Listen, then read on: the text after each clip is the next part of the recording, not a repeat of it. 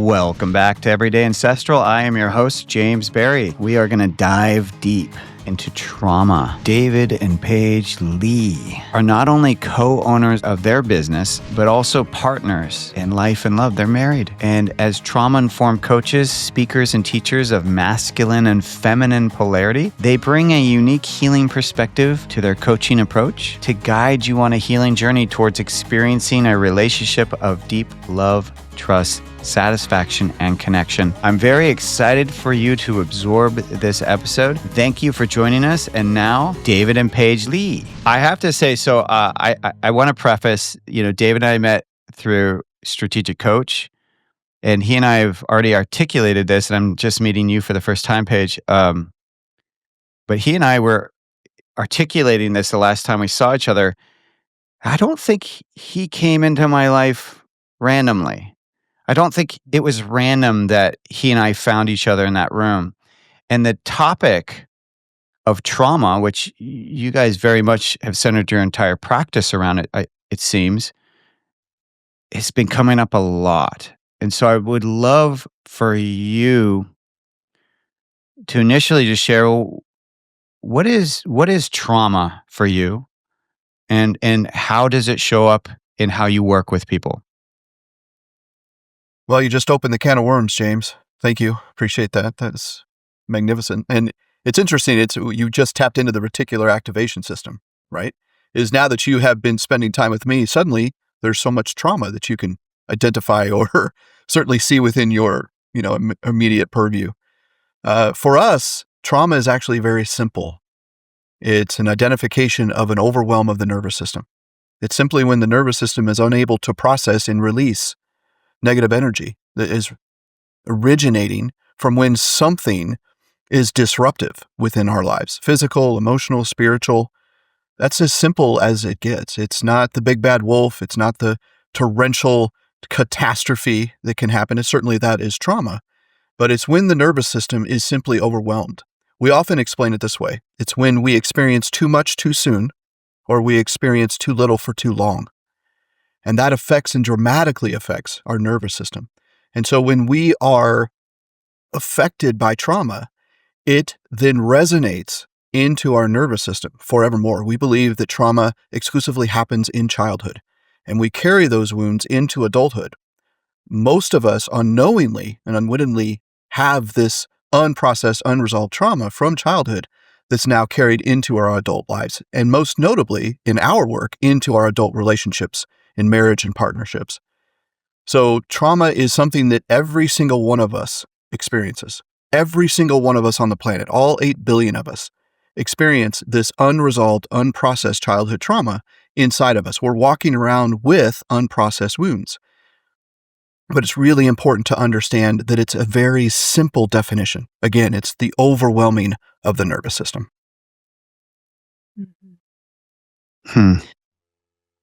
You wanted to add to that, Paige? Yeah, and a big part of our message too is to make trauma be okay. Trauma doesn't have to be this big, scary monster in the closet that to be feared. Honestly, just by bringing some more acceptance to the word trauma, like if there's anyone listening right now that is already like, eek, trauma, I don't want to talk about this, or this word alone feels really triggering, I just want to encourage you to just take a deep breath. And it doesn't have to be as scary as it seems.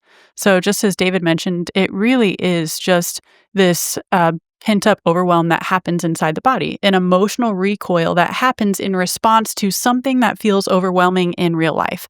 And the reason why it feels overwhelming is because when we are evolving as young little children, we don't quite have the emotional flexibility or capacity to manage that level of overwhelm. And so that's when it begins to kind of pool in the body a little bit. And then that energy has to go somewhere and out if you know how to express that, which in early ages, we are still learning how to do that, or it stays in. And it gets stuck in the tissues and begins to then inform the nervous system and the brain of different choices and different actions to take so that we don't find ourselves in similar experiences or threats of overwhelm in the future. So trauma is not bad. Trauma is really amazing. I feel like it's the the portal to a super free, peaceful, loving life. And often when we show up in our adult relationships, that's when the trauma begins to come forward as triggers. Now we're feeling triggered by something our spouse is doing, or something our neighbor is doing, or our kids, or our parents, etc. And the way we choose to cope with those triggers tells us a lot about the original incidences of those experiences of overwhelm that are still trapped in our nervous system. Is all trauma from childhood? Or do we, is it just something that in your lifetime you're just constantly, you're either, if you haven't learned how to release the trauma, you're just constantly picking up traumas throughout your life? Or is it all is the root from the childhood, and then that becomes the trauma tree, and there's just branches, and it extends out further and further? That's exactly correct. Yeah, the former, what you just said, James, is correct. So the origination, the wound that we want to address, does originate in childhood. And then as we describe it, what you experience in adulthood and forevermore are echoes of that original wound. So we're just on repeat. So when people say, well, I experienced trauma in adulthood because of this experience, we help them navigate and negotiate the understanding that that is a simple echo. You've experienced that type of trauma before, and its original wound can be traced back to a moment, to what we call an original incident somewhere in your childhood. Hmm. Wow. Yeah.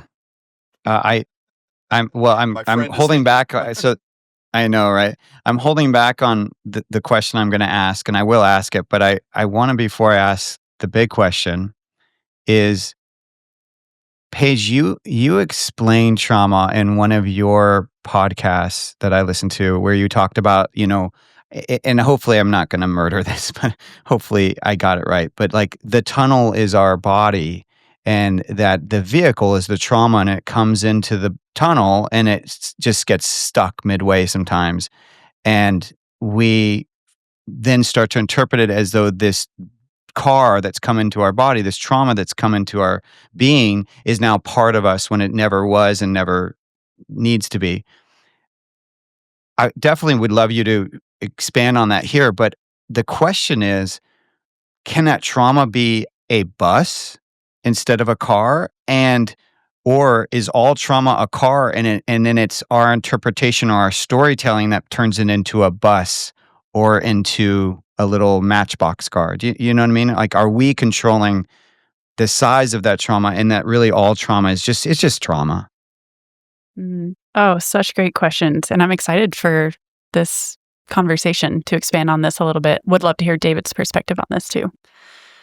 So, as you were indicating, the way that emotions and trauma has been described to me is the imagine you are traveling through a mountain. And to get to the other side of the mountain, it's easiest to go through a tunnel rather than trying to drive the car up the mountain or down to the other side. That might not be available and takes forever. And so going through the tunnel is going to be your best bet to get through the mountain. The mountain represents life, or the body, I should say, and everything that your body is experiencing in life. And the car represents emotions, feelings, experiences, memories, anything that crosses your path. It could be triggers, etc. And say, for example, you're driving the car through the mountain, you're in the middle of the tunnel now, and then the car dies. The car gets stuck. Either the headlights goes out, you can't really see how to proceed, or there's something wrong with the engine, etc. The car just stops. And ultimately, the person driving the car, you do too, because you need the car to get to the other side. And so the car represents the emotions. And this can then cause a bit of a traffic jam, especially if you have other cars behind you, other emotions trying to come into the body or are flaring up in the mind, or fill in the blank. This is where we have a bit of congestion, accumulation beginning to build. This is what we call emotional burdens, if you've heard of that, or feeling emotionally overwhelmed or emotionally numb. It's a good indicator that we have quite a bit of congestion happening inside of the body, the nervous system. And right now, the body is trying to figure out how to just simply stay safe and stay alive. It's not going to prioritize digestion and play and having fun and um, joy and building healthy quality connection, because it quite literally cannot, it is functioning at the most basic level of keeping you alive.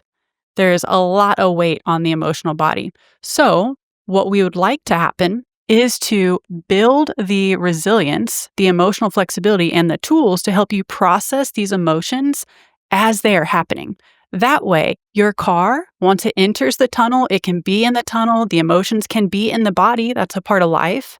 That's humanness. We want to experience and feel it all.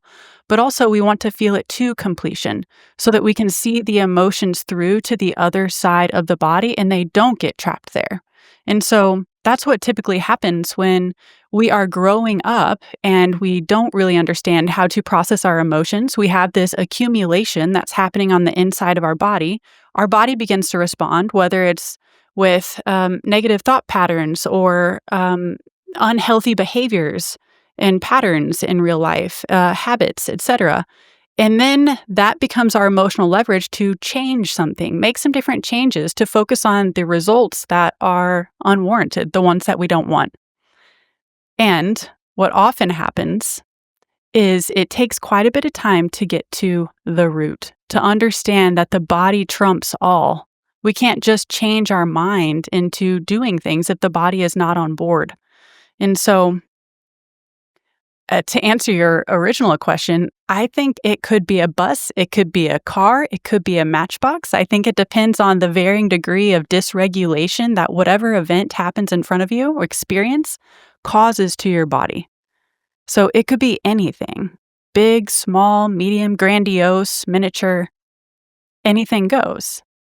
And your work, the empowerment here, is to build the reciprocal level of flexibility and resilience in the way that you show up for your emotional body and your capacity to process the emotions that are coming forward. Mm. The traumas, though, that people have taken on is so varied, right? I mean, the stories are just. I mean, I was just listening to the woman, the author of the book Glimmer. Are you familiar with that? The stunt woman, Hollywood stunt woman, who wrote the book Glimmer, and I guess Glimmer is the antithesis of Trigger, Mm-hmm. right? Yes. Finding Her name's moments of joy. Yeah, Kimberly Shannon Murphy. So that's her name. You know, for her trauma was sexual abuse, incest from her grandfather and her maternal grandfather, and it happened between, I think, 3 and 11. I mean, so that's a very different type of trauma than, let's say, someone who. What's the example David gives a lot? He talks about someone skinning their knee or something. Yep.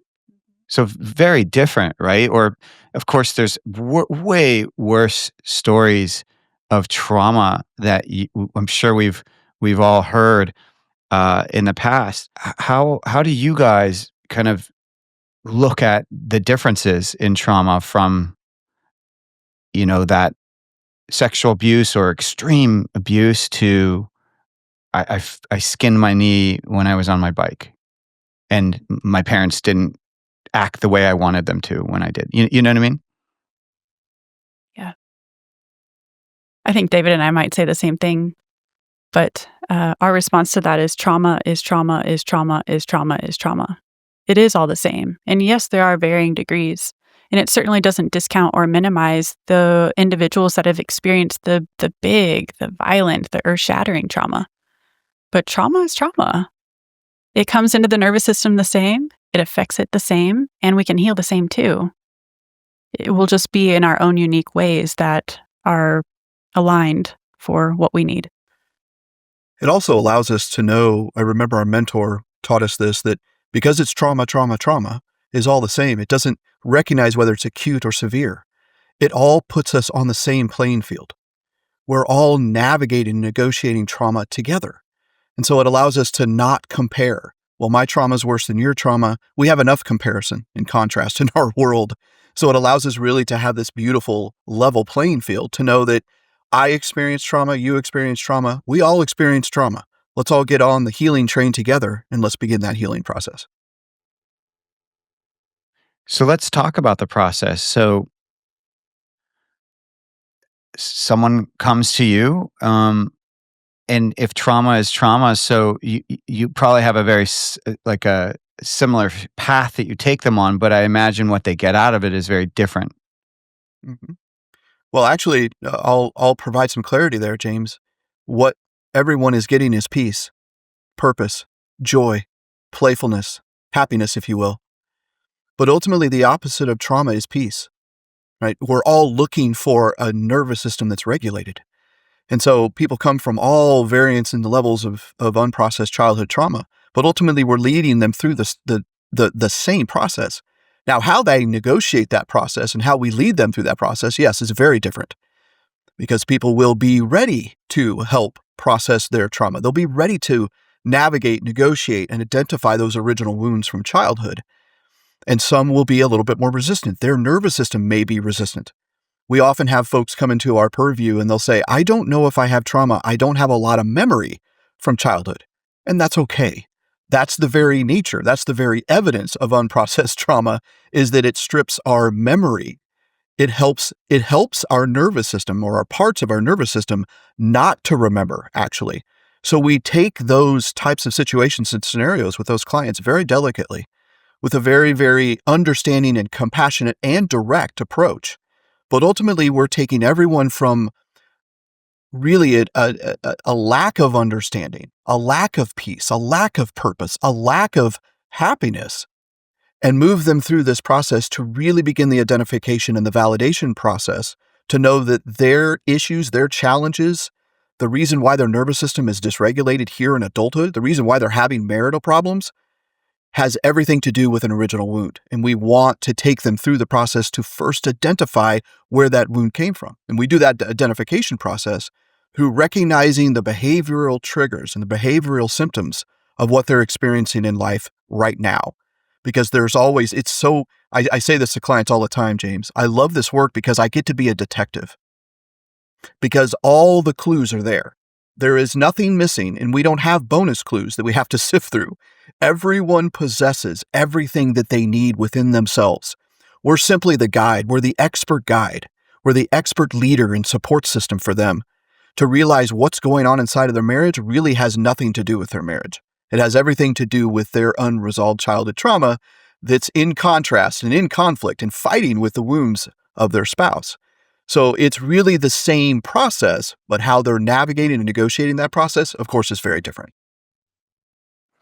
Do you find that when people are drawn or come to either of you, that they are aware of the trauma before they come in, or they just have a symptom going on, like my marriage, as you said, my marriage isn't working, or I'm angry all the time, and then through the work you identify the trauma?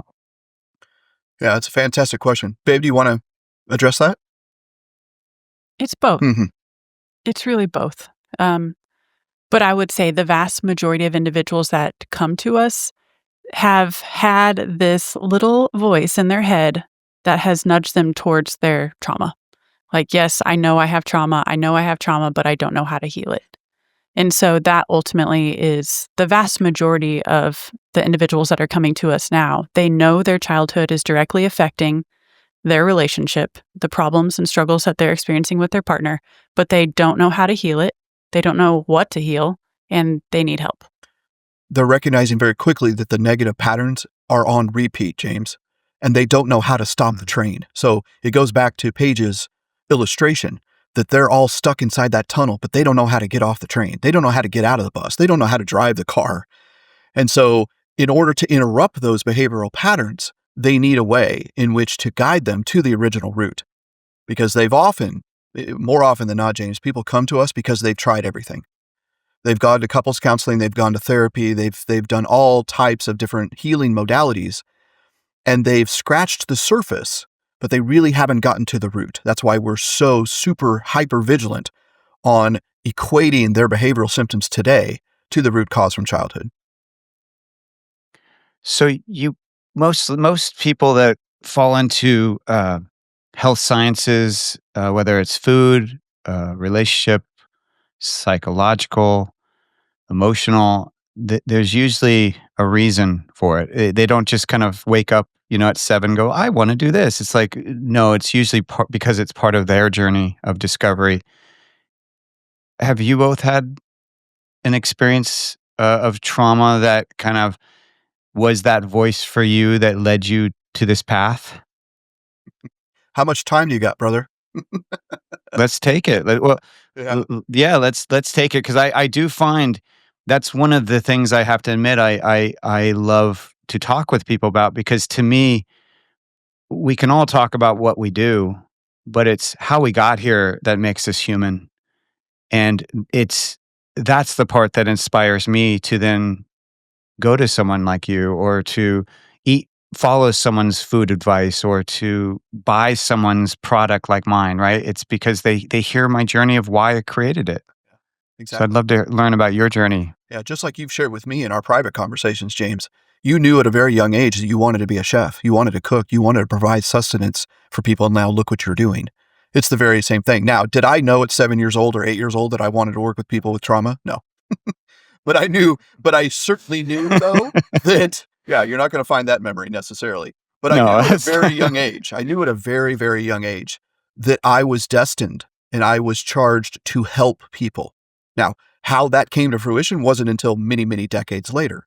But I knew that my story was going to help frame that. So I lost my mother when I was 2 weeks old. I was just 2 weeks old. My mom died tragically 2 weeks after my birth. And I know that that set the tone for my life. That was a dramatic trauma with obvious recourse, with obvious consequences. And it's really helped shape my life unto this point. And so I didn't realize that that trauma and many other experiences with trauma within my own childhood would lead me to this work. So it really wasn't until very recently, in relative terms, over the last several years, that Paige and I discovered together what this trauma and the effect on what it had on us as individuals and then as a married couple, and then translated that into our work. It was really, I wouldn't say by accident, but we certainly began to hear voices from mentors and experts in the field in trauma. And that is what led us to truly understand, wow, I think this is what we have experienced, what I experienced as a little boy and what Paige experienced as a little girl. And I'll let Paige talk about her journey, most notably about her health journey. But certainly from my experience, it was the vast expanse of trauma and experiences that I had relationally as a little boy growing up. Mhm. For me, I really got into I didn't either have a vision that I would be helping people heal their trauma at being a little girl. But I did always know that I was going to help people. One of my parents growing up would jokingly call me Mother Teresa, just because I was always giving and kind and really overgiving from such an early age. And very empathetic, very always thinking about other people before myself. And that is something that I've had to really harness coming into adulthood, is to find that balance, strike the balance of being generous and giving to others while also not overextending myself and having boundaries for my energy and my time. And I started in all of this work in more of I call them the external levels, the entry points when it comes to bettering yourself. So I started eating better. I started moving my body and really started working in those ways, mostly because in my early 20s, right after college, I experienced like a health crisis. My whole body just started shutting down on me, essentially, seemingly out of nowhere.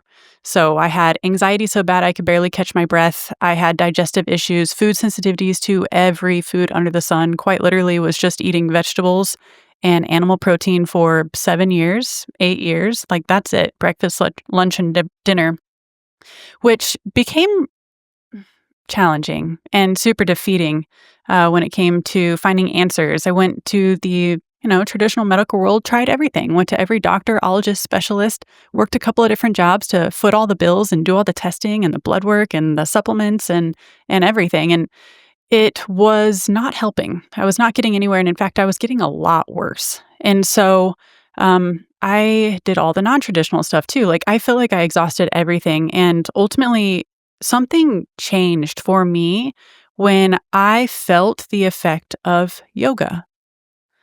Yoga actually was providing a little bit of relief to my anxiety.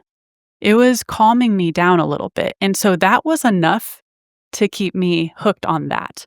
What That was aspect of yoga was it, you think? Because yoga can be sitting still, but it can also be active, So what aspect of it do you think it was? It was a little bit of everything, honestly. So I've done a variety of different yogas, practices and lineages over the past 13 years. I've been doing it and I'm certified in a couple of different trainings with that. So that was kind of like my path that led me to falling in love with this particular modality. And then I quickly realized that yoga wasn't healing me all the way. It was like just like the tip of the iceberg that was giving me enough hope like, all right, this is possible. You can get better. You are improving. Let's stick with this and we'll keep going. So that's when I really was called to really step up and take accountability for my health and what was going on with my life. So, yeah, that was a 10, 12-year struggle of just trying to learn more about the body, learn more about me. And I feel like I turned over every rock, every stone of learning about the types of fats and carbs and different diets that are great for the body and intermittent fasting, and then when to eat fruit. So the sugar content, blah, blah, blah. Like every crevice, I feel like I went down into and learned a lot about. And I feel very grateful for that experience. And when I felt like I had many of the different links lining up and progressing, I still was pretty far off from feeling how I wanted to feel in my body. I was still feeling more miserable than good. And that's when I So thought, oh my what gosh, shifted? Yeah, what there's shifted it? got to be something different. The last place I looked, James, was the emotional body because I didn't think I had trauma.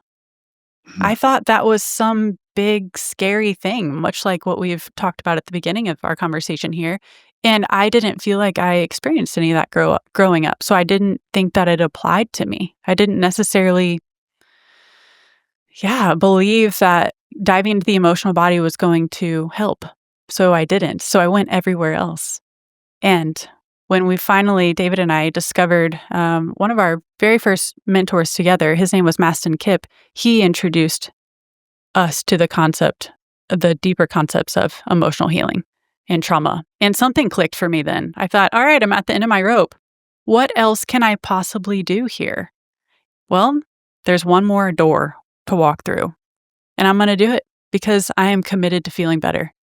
And that's what opened the journey to daring deeply, honestly, and the work that we do with our clients. We learned about masculine and feminine energy along the way, and then ultimately found our very specific crossroads there with trauma healing and masculine and feminine polarity. And that has brought me to this whole new level of healing that I could never have accessed alone with just diet, nutrition, positive mindset, etc. And you So did this. You guys both did this separate from each other, and then came together through the work, correct? With your mentor. Yeah. When you've talked to me about that, I would love you to let's start diving into that because I really want to get to the masculine, feminine, and I think this is a really great gateway because how you talk about marriage and relationship, David, and I'm assuming you as well, Paige, but I just haven't talked to you about it. Um, is you talk about it how we're not here to fix each other, right? So can you dive into that? Yeah, correct. That's a incredibly powerful and what sets us apart pillar to our coaching practice is that this is an individual journey. And even though Paige and I discovered our mentors together, it was an individual and continues to be an individual journey. We do not heal, fix, mend, or save a marriage. You don't work on a marriage. You don't work on a relationship. You can only be responsible for your healing. And that continues today. In fact, James, what I said to Paige on our wedding day was this vow. Babe, I commit to my healing, growth, and transformation on a daily basis so I can then consistently support you who has committed to do the same. That's the only vow I will ever make to Paige. I'm not committed to Paige. I'm not committed to our marriage. I'm first committed to me. And when I am emboldened with my own healing, growth, and transformation, I can show up as a best version of a man for me first, and then as a husband and as a father to my children. So it's this understanding that we must take extreme, radical personal responsibility for our own wounding. That's the only course that makes sense. We cannot heal a relationship. I'm not responsible for Paige's healing, and she's not responsible for my healing, which is really counterintuitive to so much of the marriage dynamic, the marriage narrative that is out there. That's what sets us apart. Do we work with married couples? Yes, we do. But we work with them individually, independently, because as we've mentioned earlier, everyone has their own tunnel trapped with trauma. And so if we were to put two cars in there, oh my goodness, suddenly we're in deeper trouble than we were. Exactly. Compounded trauma, yeah. Exactly. So we want to work with each individual because every individual's course is uniquely different, and they are worthy of having their own journey. They're worthy of having their own space in which to share their specific wounding, to heal their specific wounding. And this is incredibly new. It's incredibly nuanced. It's incredibly fragile. And what we believe, what we're bringing to the healing space is incredibly unique and incredibly impactful. And the evidence is with our clients, which we have seen transformative, absolutely off the chain, otherworldly, magnificent. In fact, people have called it miraculous. They've called it supernatural, this transformation that they're feeling. And what the bonus is, James, with these married folks is, oh, and by the way, their marriage is getting better. Not that their marriage is getting better first. Oh, no. We are very candid at the beginning. When someone comes to us, we say, we are not here to fix your marriage. We can't. It's impossible. No one can. But what we can promise, what we can guarantee is that if you do this work, you will heal.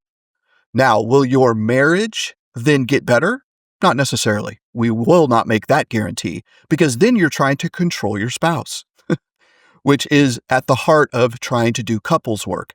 Is in essence, you're trying to navigate and negotiate your spouse into the same healing journey as you are. And that's impossible and incredibly ineffective. It's so interesting because healing is ancestral. Healing is modern. Healing is life, right? I mean, it's a part of our life, and it has been for a long time. If anything, I think healing ancestrally was possibly shamans, right? I think it showed up in that way, tribally. A lot of healing lately, a lot of modern healing, and I'm using quotations in my head because technically it's what is our definition of healing, and maybe that's something I should ask you, and I will. But a lot of modern healing is now being focused towards medicine experiences. So ayahuasca, HDMA, something like that. But from my talks with you, David, that discourages you a little bit. That's my interpretation of it. Like I feel like you get a little discouraged by that because I think you have a different perspective on that. So would you share? Let's just talk about that. What is your kind of take on healing in that way versus what you guys do, and is there a place for both? Mm-hmm. It's a fantastic question. So I will start by this from our perspective, our commanding, timeless narrative, James, that says you have everything you need to heal internally right now without any external force, period. You are wonderfully and beautifully crafted just as you are, and you possess everything within you to do so. Now, and I can't wait to hear my incredibly brilliant wife, who is so so natural, so organic, so much about the body, and knowing that everything, that's why she struggled so much in her 20s. What she was mentioning earlier is she was trying to tap into so many external forces to try to save her internal wounds. And that simply is ineffective. Now, are there numerous modalities, numerous tools and processes in which to help prepare us for the work that Paige and I do? Without question. We have both, Paige and I have regular meditative practices and journaling practices and yoga practices and working out and eating nutritious foods, energy work, etc., etc. But none of that will heal your trauma. It can prepare your body to be receptive to this work.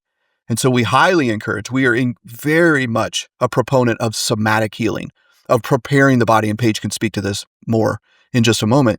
But it's super important to know, and I think this provides so much encouragement and empowerment to our clients, James, is that, wait, I don't need to engage in this and take this pharmaceutical and engage in this medicine, and I don't need to do this and sign up for a yoga class and go to energy work and Reiki and transcendental meditation. And no.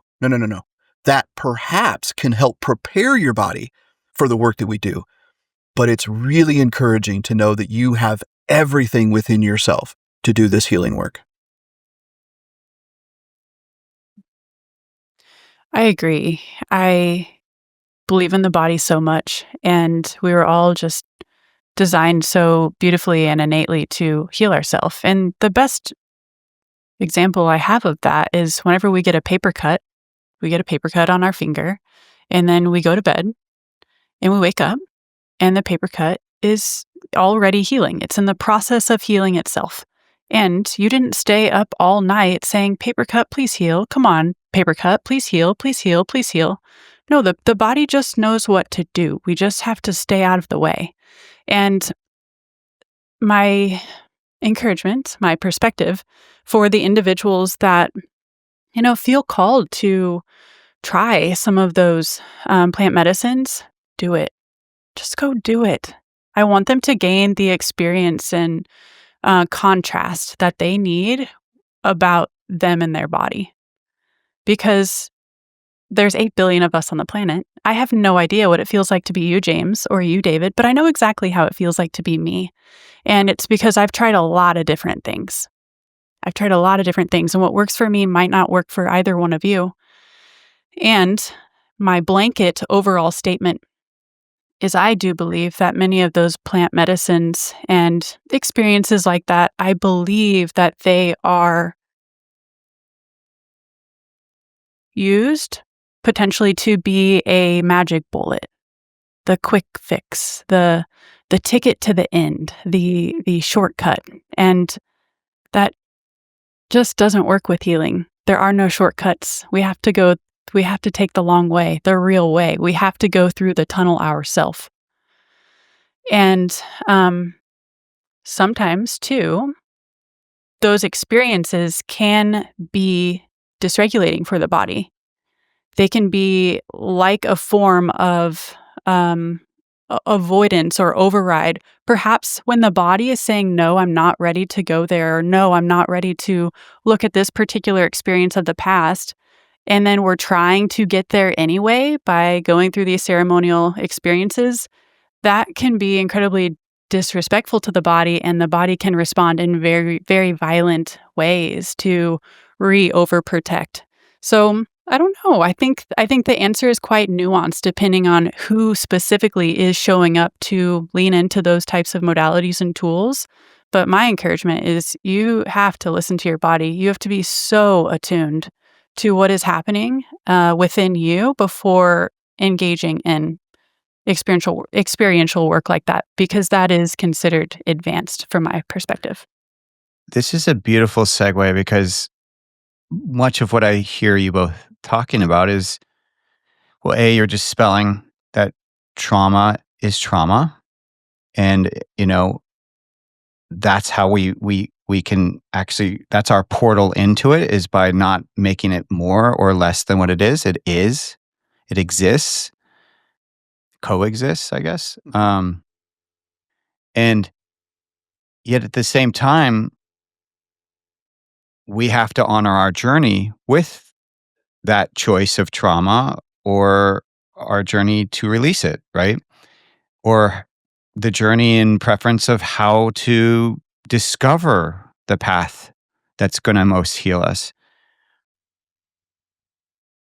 It's fascinating though, because we live in a political world right now where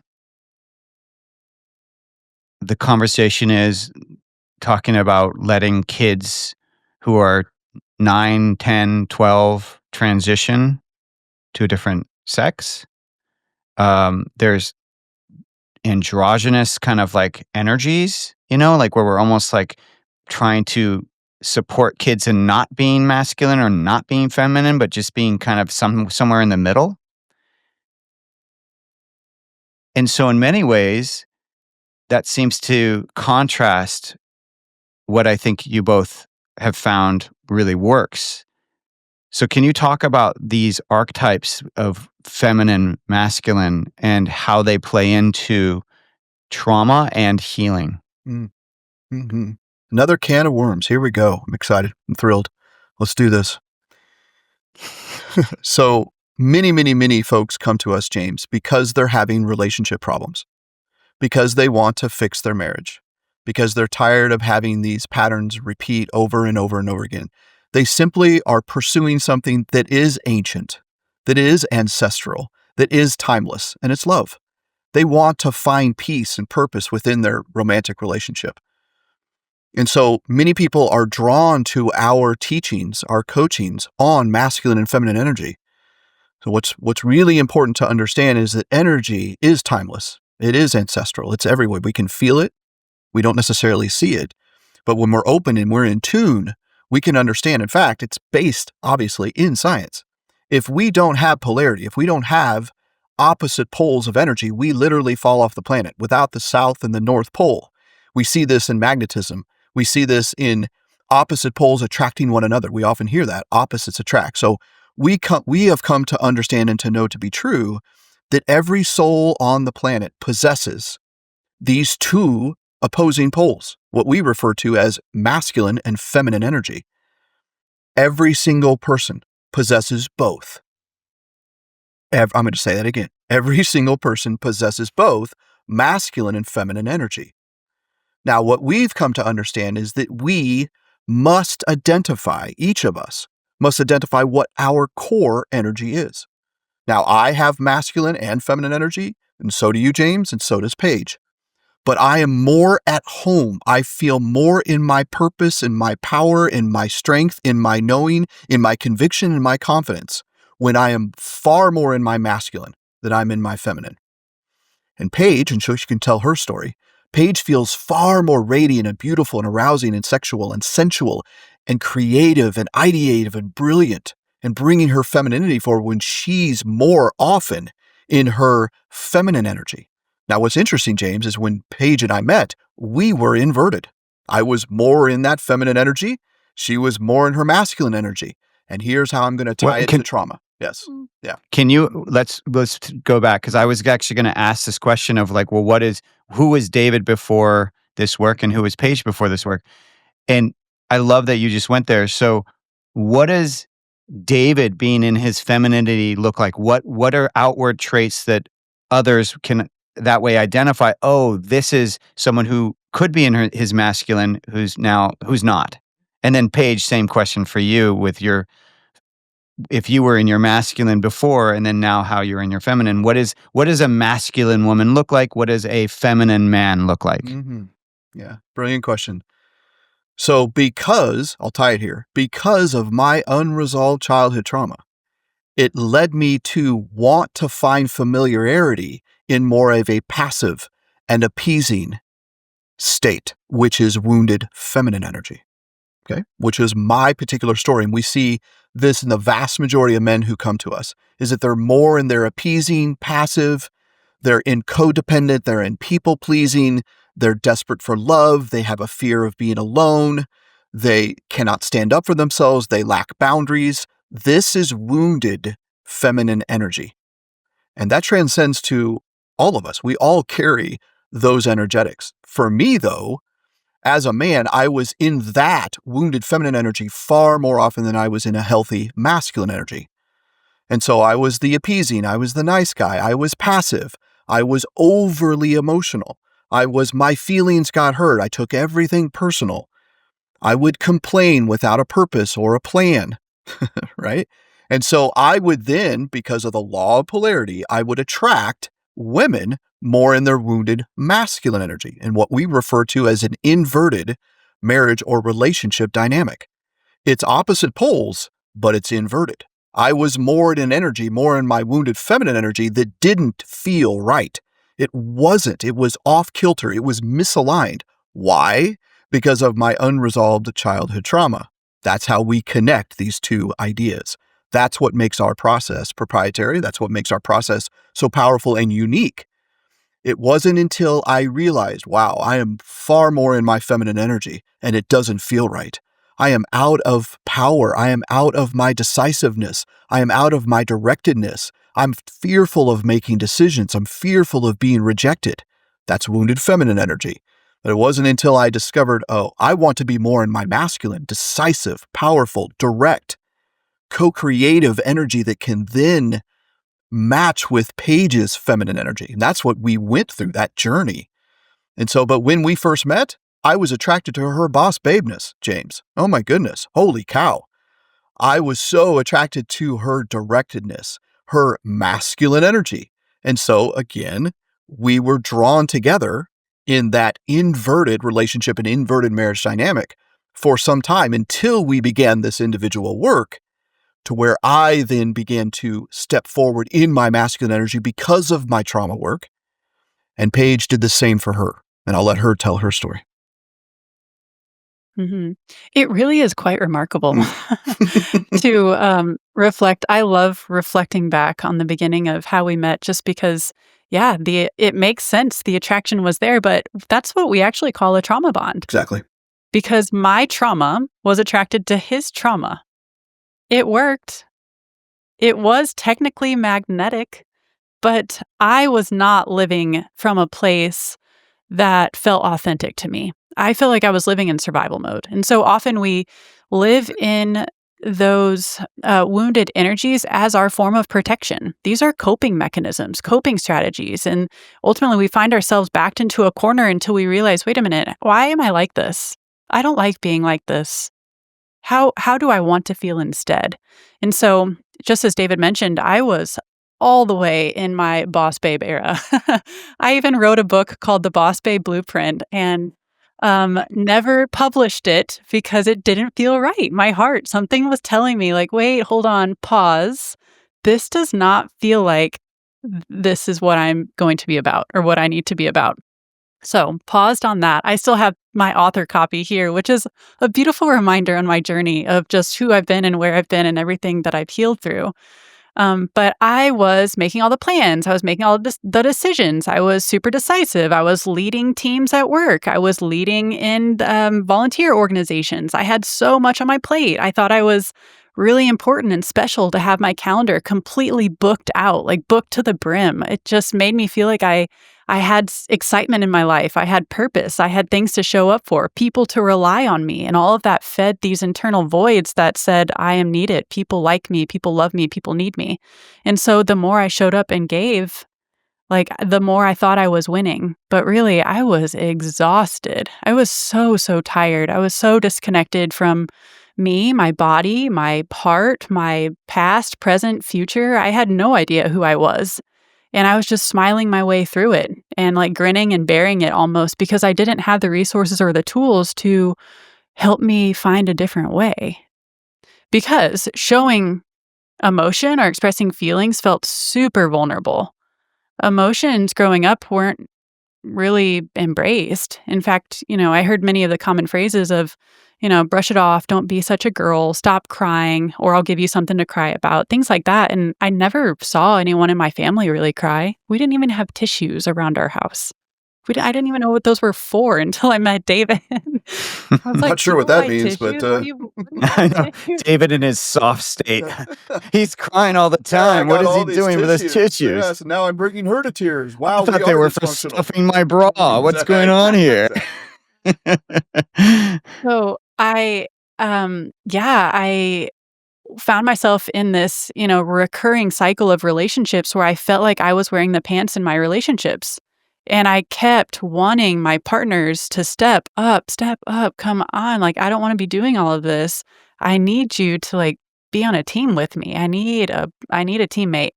And that longing is ultimately what continued to drive my exploration forward to learn more about masculine and feminine energy and heal my trauma, and then quickly realizing that all of it's related. So my wounded masculine energy that I was so strong and prominent in, that was my body's way of adapting to exactly what it needed to do in order to fill these voids, these emotional internal voids. And when I started healing my trauma is when it felt safe to come back to my heart, is when it felt safe to be more genuine in my expression with my feelings, when it felt easier to laugh and to play and to smile a little bit more. Because before that felt too showy or like I was going to get judged for, I don't know, fabricating happiness. You like couldn't be too happy growing up, Otherwise, it's like, ooh, what's wrong with them? They're trying to show off. What do they have that we don't? And so you quickly became an outsider just for like simply being happy. And Interesting. so, yeah. And so, like, I would kind of suffocate that and make sure that I wasn't too pompous, overly expressive in any way. I was very even keel, like super calm. People told me I was cool as a cucumber because there was very little that would ruffle my feathers. I just took it and figured out how I was going to navigate it. So I was super attracted to. David, were you going to say Oh, something? no, go ahead, finish. And then I want to piggyback on Oh, that. Yeah. I could tell he's just taking it in too. He's listening. I was super attracted to David's bubbliness. He was so playful. He was so just free feeling, like outgoing. He didn't care what people thought about him. And here I was, like, completely pressurized by every little thought that people around me could be interpreting of me.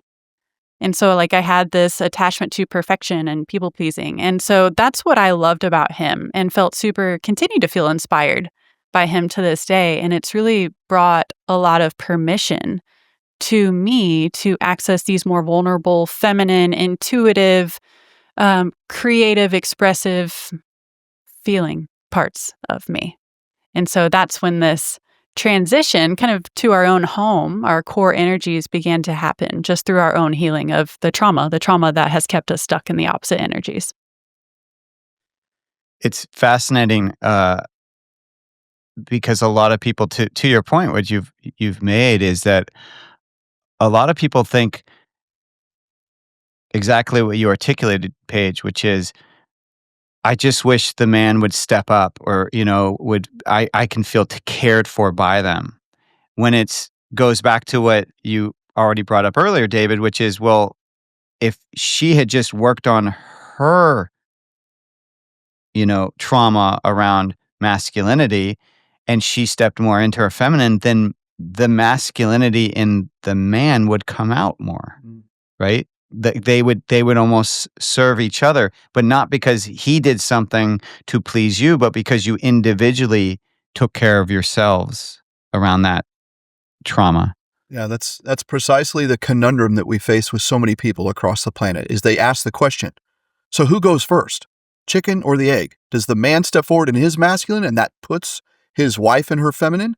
Or does the wife need to recede and surrender and soften into her femininity so then he can step up? And the answer is neither and both. The answer is that's why it's an individual journey. So it's my journey to heal my masculine and my feminine, but to step into that more powerful, decisive force of masculinity. And so then if that helps Paige step forward, or in this case, surrender into her feminine energy, all the better. But I'm not doing it to perform so she will respond, and vice versa. It's really, really important, and it's nuanced, and it's tricky, because often people will say, well, wait, he needs to do it first. I need him to put me in my feminine, and that's unequivocally, without question, incorrect. Each person is responsible for healing both their masculine and their feminine energetic wounding from their unprocessed childhood trauma to become regulated on their own first. You are to be whole first. So God bless Tom Cruise's character, Jerry Maguire, but you cannot complete someone else. That is a myth. That is evidence of codependency. So it's my responsibility to continue my healing journey on my own. And the bonus is that I can show up as a better version of a man first for myself, but then for Paige and for the kids and for everyone else. But my healing is not dependent on Paige, and Paige's healing is not dependent on me. Are we ever healed, or is it always a healing process? And what does a healed or healing person look like? Yeah. So the answer to your question is we're always on the healing journey, James. Always. So to reach this absolute all nirvanic state of I am healed is a myth. Because we're always on the journey, we're always processing. What we've come to understand is that there are wounded parts of us that are resonating inside of our nervous system forevermore. We're on this journey. That doesn't mean that, it's cynical and we're never going to heal and it's never going to feel good. Rather, it's just the opposite. So to answer your question, and I'll let Paige answer her side as well here in just a moment, how do I resonate with healing? How do I know I'm healing? How do I know and feel that our clients are healing? Is because they represent an energy of peace, purpose, and passion. I'm going to say that again. Peace, purpose, and passion. The triggers that have so violently and so obtrusively come forward in their life, the negative relationship patterns, the feelings of shame and humiliation and guilt, the feelings of not feeling good enough and not feeling worthy are far less because those wounded parts of them that have come forward so obtrusively in their life are now quieting because we're actually addressing those wounded parts and actually building a new relationship with the wounded little boy or wounded little girl within our lives. We can sense and we can feel that we feel more at peace, more grounded, more regulated, that when things happen to us, we don't catastrophize. We don't go down the deep, dark tunnel and say, woe is me. We're no longer blame shifting. We're no longer threatening. We're no longer worried about what other people think. These are all just a handful of the reasons and the evidences of how we begin to heal. Mm-hmm. We had a client recently provide a testimonial, and I loved the way he put this.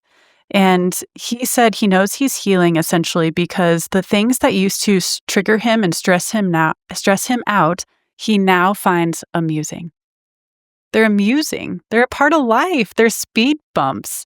And he can now see the lessons in each of those experiences rather than allowing these experiences to completely consume him and dictate the way he is feeling as he's navigating his day-to-day life. So to answer your question, can you ever truly be healed? I think it's both and. Yes, I think we are always healing. There's always something else to learn about ourselves. And with that comes new opportunities for evolution and development and healing and releasing and shedding and letting go, but also rebirthing something incredibly spectacular within. And at the same time, I feel like you can fully heal from very specific triggers. I feel like I do not feel triggered by many of the same things that used to trigger me 5 years ago, 10 years ago, 15 years ago, and beyond. Now I'm just working on different triggers now in this season of my life. So yes, I think we can be fully healed in the nuanced departments of healing, but healing in general, we are always on that journey, should we choose. David and Paige, it has been beautiful talking to you. I've so enjoyed this conversation. And I am so excited for others to find your podcast. So please share where they can find that. Mm-hmm. Yes, we are on Apple Podcasts, James. We're on Spotify, or as they say, anywhere you find your podcasts, we can be located. And if that's a little too complicated, you can always follow us on YouTube. So our podcasts are simulcast over there on our YouTube channel. You just need to search Daring Deeply. Daring Deeply, James, is the name of our coaching practice. I'll say it again, Daring Deeply. So you can search Daring Deeply on Apple Podcasts, Spotify, YouTube. We're all over the socials, so you can come and find us there on TikTok and Instagram and Facebook as well. So we look forward to having the masses come and join us, certainly on our new podcast and throughout our social media.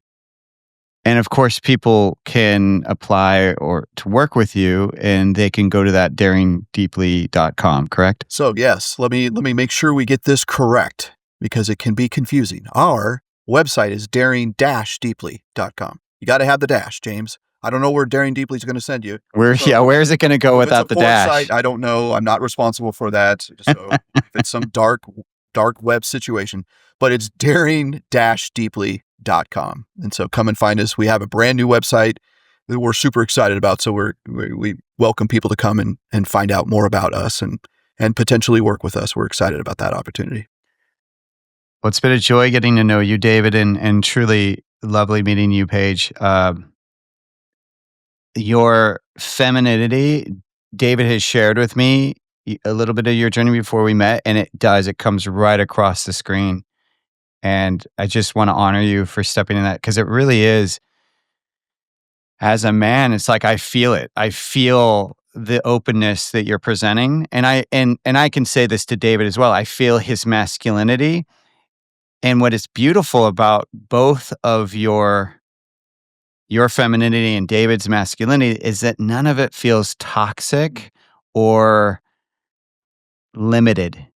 That, like, you're still strong in your femininity. He's still compassionate in his masculinity. You know what I mean? Like there's no strict, walls in funnels, tunnels, like kind of dictating what masculinity is. Like my experience with David is he's still very much a very full male human, that he's not hiding his emotions. He's not pretending he doesn't feel a certain way. He checks in. He's very present with that. And I'm feeling that from you as well. And it's just so attractive as a human being to visually and physically experience it. So way to go, David and Paige, for not only speaking your truth, but modeling it. Thank you, James. Thank you, James. What a terrific compliment. Mm. Thank you for joining me, and thank you all for listening or watching. Please, if you have enjoyed Everyday Ancestral, follow us, like us, whatever you do on your platform, just do it, because I am having such a good time with my guests, as I did today with Paige and David, and I hope you are as well. And we'll keep doing this. Just communicate to us that you're loving what we're doing by subscribing. Thank you all, and stay curious. Thank you so much for joining me on Everyday Ancestral. If you enjoyed this episode, hit subscribe so you don't miss the next one. You can find the show notes, links, and resources mentioned at eatpluck.com. That's EATPLUCK.com. And hey, if you know someone who'd get something out of this, share it with them too. Stay curious, live well, and keep it ancestral.